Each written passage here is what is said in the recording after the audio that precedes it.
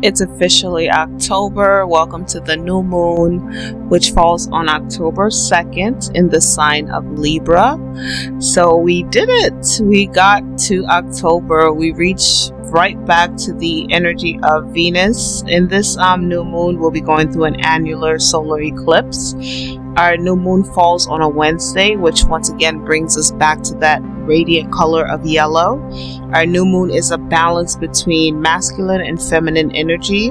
You have Libra, who's ruled by Venus, which is the feminine energy. Then you have Wednesday being ruled by Mercury, which is the masculine energy. I'm not getting anything that's not supposed to be there. What I did put down for myself is the key for this month is removing negativity and repelling attacks. We are working with the Hearth Chakra and the Throat Chakra on this new moon. The focus is mostly on the Hearth Chakra, but in order to speak with clarity and to speak with love, you need to be able to balance that Hearth Chakra energy. I have written down for myself balance and heal, which tells me when I was prepping for the video, which I did earlier in the year, there was something around us that we might have gone through in the earlier part of the year that has been cleared in this part of the year. Like I said before, we have our beautiful yellow color that's radiating all around us. That's possibly why I used that picture. And then we have what I'm personally getting is just this peace. Normally when I do these readings, like the energy is so chaotic, I can't even breathe sometimes, but it's just peaceful. It's very peaceful. There's not a lot going on, and I like it. I like it because what that does is it gives us all a chance to actually welcome the energy that we need to welcome and actually experience our truth instead of a forced reality. So let's dive into our tarot. We're going to dive into our candle and then get into our retros. So like I said before, the color yellow is all about action. Now, closing out last month, I did leave a little hint. Use the color yellow to bring about radiance into your life. It could be something as simple as getting yourself a little gift you've always wanted, closing out the previous season with a little something. You know, a lot of us like to go to see specific movies, go to dinner, go to a perfume store and purchase a little perfume for yourself, something to keep yourself going so that you understand that it's okay. You know, you understand that everything's okay, everything's going to work out. You don't have to stress, be on constant alert and constant stress. I'll give you a little brief situation with the color yellow. It's one of the colors that I've been using for the past 4 years now.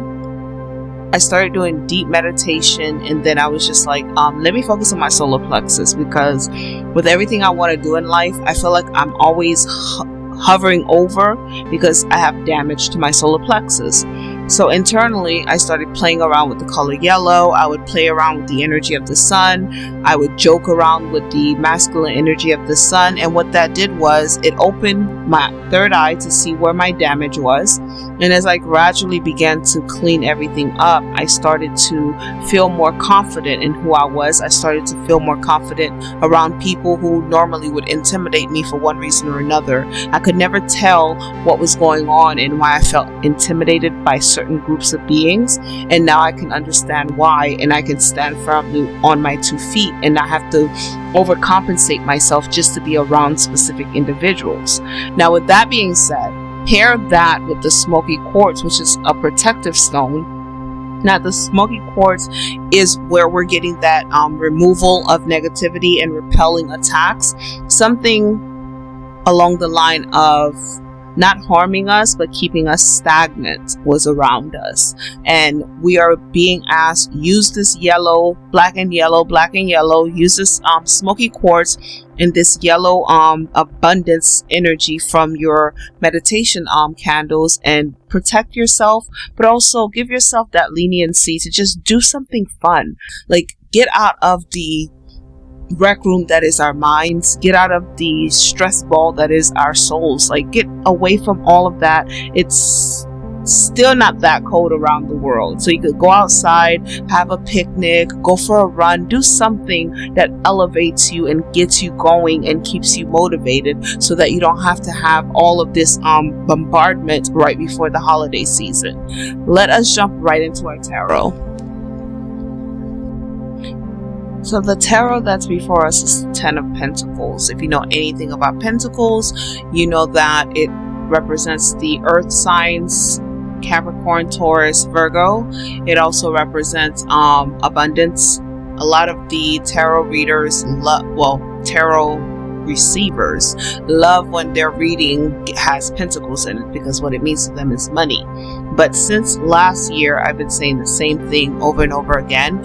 When I see pentacles, since like right after the end of the COVID-19 shutdown, right when we started going back into reality and performing normally, what I noticed was every time I saw the pentacles, it didn't represent you receiving or giving money. It represented like something bigger, like you're receiving or giving something bigger. I'm not sure for you what's bigger than money.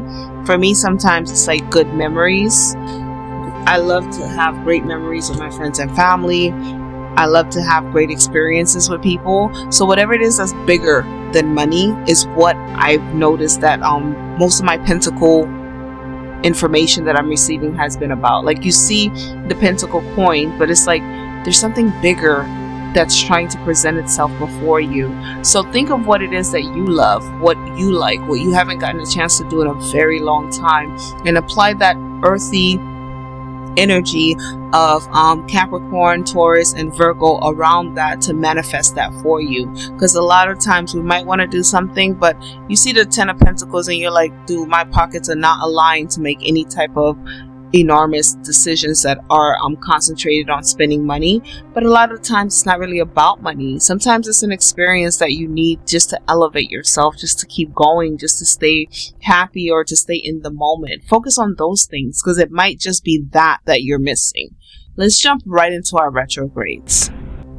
So our retrogrades have been going on for a while. We have Neptune, Saturn, Uranus, who will be retro until the end of next year, Pluto, and then our newest retrograde that I kind of want to focus on is Jupiter. Now, Jupiter is retro in Gemini, and it's retro from October 9th until February 4th, 2025.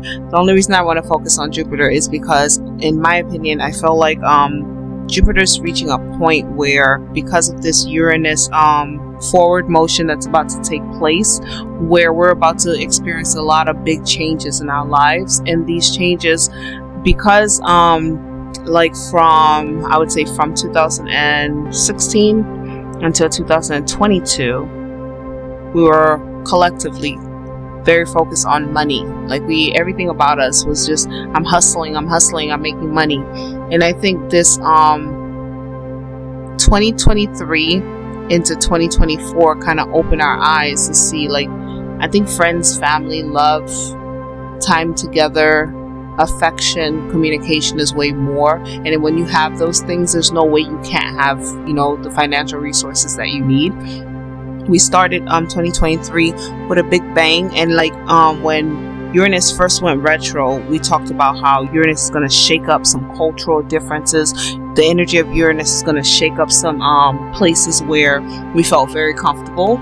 And we had the initial war of Ukraine and Russia, and then at the end of 2023, in 2022, we had the Ukraine and Russia war, and then at the end of 2023, the Middle East and Jerusalem started warring, and Israel started warring. And those are two key cultural movers and shakers of our reality. Like, our world is centered around those two key places. So if that doesn't give you an idea of what Uranus and Jupiter are about to do, take a look when you do have time. Google Saturn's energy.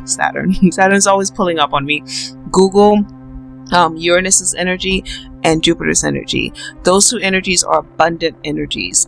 Those two energies rule over Aquarius. Aquarius tells us that we're about to change. It's the philosopher. It predicts the future. It lets us know what's coming. So that's what I get from the retrogrades. I don't get anything personal. It's more the collective mind versus the individual trying to sift and filter through what are these big body planets saying to me. It's not that serious. It's more on as a world. In other words, you possibly will hear a lot of people talk about like we need to unite as a people, we need to unite as a species, because that's the energy that Uranus and Jupiter brings to the table. They don't, not saying that they don't care about you individually, but the bigger problem is more collectively as a species, we're a problem versus the individual person is trying their best and doing their hardest. The individual that's doing their hardest always gets overlooked because majority of the people are doing things that they shouldn't be doing. So that's the message for the retrograde. We're going to transition right into our full moon. So it's Thursday, October 17th. We have our full moon in Aries. Now, I just want to take one quick moment and focus on one thing right now. Remember what we just talked about with that Jupiter retro? Thursdays are ruled by Jupiter. Aries is ruled by Mars. With that Jupiter retrograde, which would have started, well, will start on October 9th, which is 8 days into the full moon starts 8 days after the retrograde of Jupiter, and our full moon just happens to be in the energy of Jupiter on this Thursday, being ruled by Aries.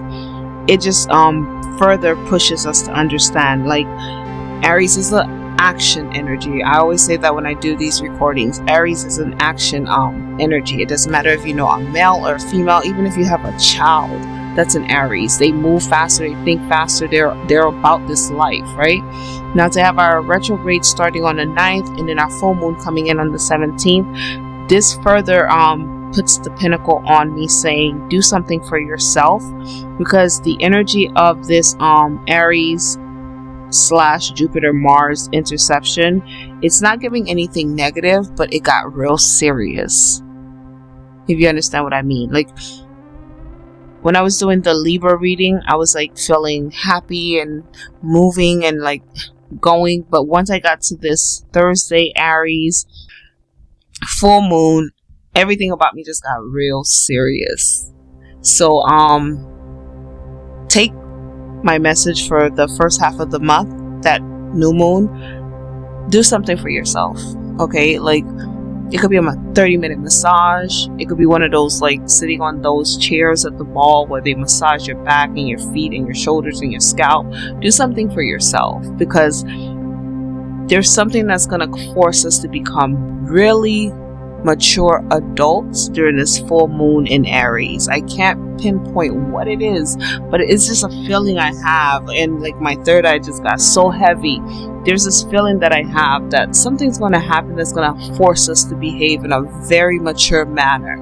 And I just want, all those primitive things that we want, that we desire to have been taken care of before we have to enter this era of seriousness. So do that for yourself. Take care of yourself. Have fun. Don't let finances stop you from having a little bit of fun, but just look out for that, because that's a very strong masculine energy. It's not feminine at all. That full moon will be a very high masculine force that's coming straight at us. And furthermore, you see our colors, our meditation colors are purple and blue. Blue does represent serenity, peace, but blue is also the token color for masculinity, and purple is the token color for royalty. So with that being said, you kind of want to, like, if you're a woman and you've been sheltering and working with your feminine, the most popular divine feminine energy, you want to protect it. it was just weird, like how serious the energy got over me, and I'm just looking like, what is that? It just got so serious all of a sudden when I started doing the full moon reading.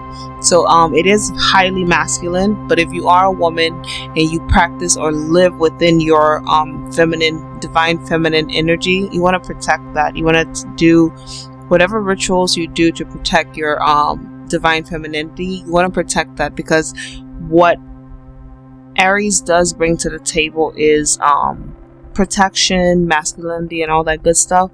But on the opposite side of that, it is a very it does have very toxic behavior patterns. Form of communication is very derogatory and condescending. So you might want to just like, whatever it is, okay, whatever it is that you do to protect yourself, because it's not always all fun and bubbly. Sometimes it gets very serious, and that's what I got. I just got this energy of just seriousness, and I'm like, okay, I see it. And for me, on a personal level, I'm going to do whatever I need to do to make sure that when I encounter this energy, first of all, it understands that we're just sharing a space, but furthermore, I don't feel like I have to protect myself, but I do feel like I do have to heed that serious tone that was brought forth, if that makes sense. So let's close out our month.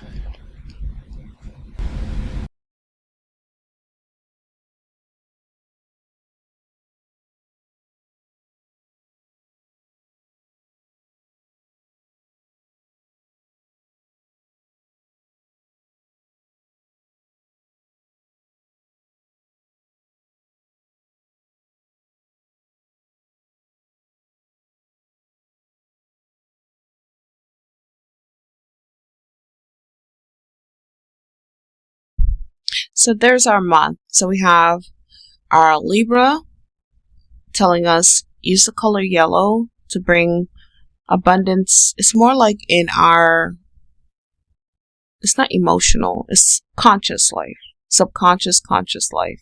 Because I'm not getting any emotional reading from this Venus rulership. It's like we're balanced and we just need that push to just make us feel special, if that makes sense.